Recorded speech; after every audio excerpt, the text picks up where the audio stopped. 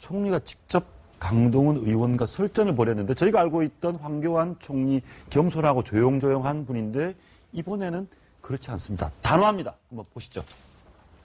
지금 의원님 말씀하신 것은 있을 수 없는 일입니다. 그 당시에 그러니까 말씀을 제가 드리겠습니다. 중앙선거관리에서 제공은 자료이기 때문에 제가 그러면 말씀드리겠습니다. 중앙선거관리위원회에 대해 조사할 용이 있어요? 만약 그렇다면 의원님께서 그 자료를 잘못 읽으신 것이고 내가 바보입니까? 그 당시에 잘못 읽게? 현장에 저도 저 장면을 지켜봤는데요. 예. 하여튼 끝까지 어쨌든 논리에 맞지 않는 이야기를 끝까지 들으면서 반박을 하는 것도 저는 참 굉장히 인내심이 있다는 생각을 했습니다. 예. 만약에 황교안 총리 임명권자인 대통령의 정통성을 저렇게 부정하는 사람이면 저 같으면 내각이 전체가 퇴장을 한다든가 그런 식의 행동을 보였을 수도 있을 것 같고요. 그리고 저 자리에 새누리당 의원들도 있었거든요. 그 새누리당 의원들이 야유하고 항의를 하긴 했지만 물론 저희 거의 대정부 질문 끝나갈 때쯤이어서 의원들이 많지는 않았습니다만 그냥 야유하고 항의만 할 것이 아니라 어떤 집단 행동 같은 거를 하는 모습도 한번 보여줄 법하지 않았나 여당 입장에서. 예. 어떻게 보면 오늘 아침에 청와대에서 굉장히 센 어떤 청와대 성명이 나왔잖아요. 예. 통보수석 명예 성명이 나오고 난 다음에 이제 뒤늦게 뭐 윤리위에 회부하고 저는 이제 여당 입장에서도 약간 대처가 살짝 늦은 것이 아닌가 이런 그렇네요. 생각도 듭니다. 어쨌든 황교안 총리 혼자서 어제는 정말 굉장히 강경하게 저렇게 대응을 하긴 했는데요. 끝까지 저렇게 받아준 것만 해도 저는 참 대단하다 하면서 예. 봤습니다. 총리의 답변입니다. 들어보시죠. 5.16은 뭡니까? 저의 어떤 의견들을 여러 번 여쭤보셨는데 그 문제에 관해서 제가 일일이 다 말씀드리는 것은 또 다른 논란만 야기하기 때문에 제가 말씀드리지는 않겠습니다. 저는 기본적으로 우리 헌법 가치에 충실한 공직자가 되기 위해서 노력을 해왔다는 점을 거듭 말씀을 드립니다. 솔직하게 얘기합시다. 쿠데타로 이루어진 유신 독재를 부국의 초석을 넣는 과정으로 후대에 가르치고 싶은 거 아니에요? 그럴 생각 전혀 없습니다. 없고 뿐만 아니라 만약 그런 시도가 있다면 뿐만 제가 아니라 내년 맡겠습니다. 총선에서 있을 수 없는 일입니다. 총리의 답변입니다. 들어보시죠. 5.16은 뭡니까? 저의 어떤 의견들을 여러 번 여쭤보셨는데 그 문제에 관해서 제가 일일이 다 말씀드리는 것은 또 다른 논란만 야기하기 때문에 제가 말씀드리지는 않겠습니다. 저는 기본적으로 우리 헌법 가치에 충실한 공직자가 되기 위해서 노력을 해왔다는 점을 거듭 말씀을 드립니다. 솔직하게 얘기합시다. 쿠데타로 이루어진 유신 독재를 부국의 초석을 넣는 과정으로 후대에 가르치고 싶은 거 아니에요? 그럴 생각 전혀 없습니다. 없고 뿐만 아니라 만약 그런 시도가 있다면 뿐만 제가 아니라 내년 맡겠습니다. 총선에서 있을 수 없는 일입니다. 센데요. 예, 5.16에 대해서도 굉장히 좀 지혜롭게 답변을 하신 것 같고, 쿠데타 이런 얘기를 하는데 굉장히 단호합니다. 어떻게 보셨습니까? 우리가 이미 학습 효과가 있지 않습니까? 허준여 자유연맹 총재의 답변. 그 다음에 최근에 그 박문진 이사장의 그 답변 이런 것들을 통해서 상당히 그 혼란이 야기가 됐었던 게 사실입니다. 문제는 간단합니다. 뭐냐 그러면은 싸움을 걸었을 때 싸움을 피하는 방법이거든요. 지금 제가 보니까 황교안 총리는 이게 싸울 수 있는 그 싸우는 피하는 방법에 대해서 아주 적절하게 잘 하는 것 같아요. 여기서 싸울 필미를 줬다 그러면 총리 발언이 싸울 필미를 줬다 그러면 이것이 결국 정치적 혼란으로 또 갈 수밖에 없는 그런 상황이 되는 거거든요. 예. 적당하게 이면적 부분에 대해서 뭔가 싸울거리를 찾는 야당의 공세에 적절하게 원론적인 답변을 피하는 부분은 아주 적절했다고 저는 판단합니다. 저는 야당 의원들이 더 문제인 것 같네요.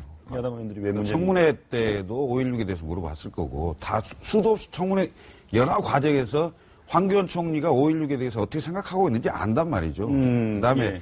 이제 그 역사교과서 문제 때문에 국정화 과정으로 또 다른 질문을 한 건데 쿠데타 얘기하고 이런. 근데 저는 이런 식으로 대정부 질문을 해서 어린애들 초등학교 회의하는 것도 아니고 말입니다. 예. 정말 체계적으로 꼼꼼하게 준비를 해와서 본인 논리도 좀 제공을 하고 그다음에 총리로 하여금 굉장히 말 못하게 이렇게 딱 막을 수 있는 이런 준비가 좀 필요한 건데 아니 무슨 5.16이 뭐냐는 얘기를 왜 자꾸 물어봅니까? 뻔히 다 아는 건데. 예. 그래서 쿠데타라고 그러면 좋고 쿠데타가 아니라 그러면 또 나쁘고 그런 이분법적 사고가 어디 있습니까? 국회의원들이 대정부 질문을 준비하는 자세가 오히려 더 문제였다. 이런 걸 좀 지적하고 싶습니다. 어떻습니까? 정치권에서는 그런 얘기도 나옵니다. 황교안 총리가 다음 대통령 후보로 테스트, 시험 중인데 시험을 잘 치르고 있는 것 같다.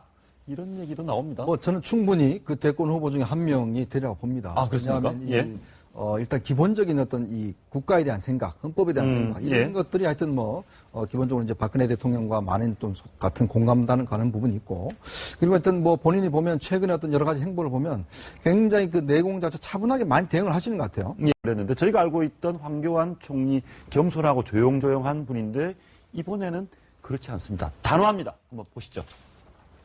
지금 의원님 말씀하신 것은 있을 수 없는 일입니다. 그 당시에 그러니까 말씀을 있을 수 제가 없는 드리겠습니다. 일인데 중앙선거관리에서 제공한 자료이기 때문에 제가 그러면 말씀드리겠습니다. 중앙선거관리위원회에 대해 조사할 내용이 있어요? 만약 그렇다면 의원님께서 그 자료를 잘못 읽으신 것이고 내가 바보입니까? 그 잘못 당시에 읽게? 현장에 이런 주장입니다.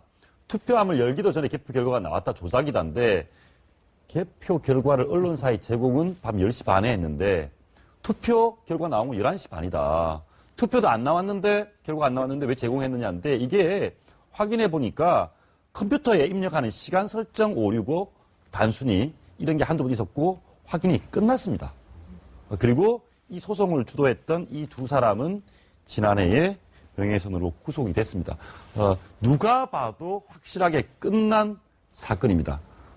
강동원 의원도 이런 내용을 알지 않을까요? 알고 있겠죠. 알면서도 왜 그럽니까? 알면서도 그러는 이유를 저는 한 가지 추정을 해볼 수 있을 예. 것 같은데요. 강동원 의원 지역구가 지금 그 전북, 남원, 순창 지역이 있잖아요. 예. 거기가 지금 선거구 획정에서 통폐합 지역입니다. 없어질 수도 있는 지역입니다. 바로 엊그제까지 강동원 의원이 그 국회 로텐도홀에서 비례대표를 축소해서라도 농어촌 지역구를 살려야 된다 하면서 그 농성을 하던 분 중에 한 명입니다. 예. 자기 지역구가 없어지고 자기 한마디로 이게 밥그릇이 없어질 수도 있는 상황이기 때문에 저렇게 박근혜 대통령과 마치 싸우는 투사 같은 이미지 같은 것들을 어필을 할 수 있잖아요. 지금 저희가 예. 하루 종일 강동원 저 의원의 정말 저 말도 안 되는 폭탄성 발언에 대해서 이야기를 하고 저렇게 드림으로써 조금 전에 박사님 말씀하신 것처럼 강동원 의원 19대 국회 끝날 때까지 아마 모르고 가셨던 유권자분들도 있을 수 있는데 예. 어쨌든 이번에 저렇게 박근혜 대통령하고 나란히 화면에 나갈 정도로 어쨌든 대대적으로 본인 정치를 하게 되는 결과를 얻게 되기도 하는 거거든요.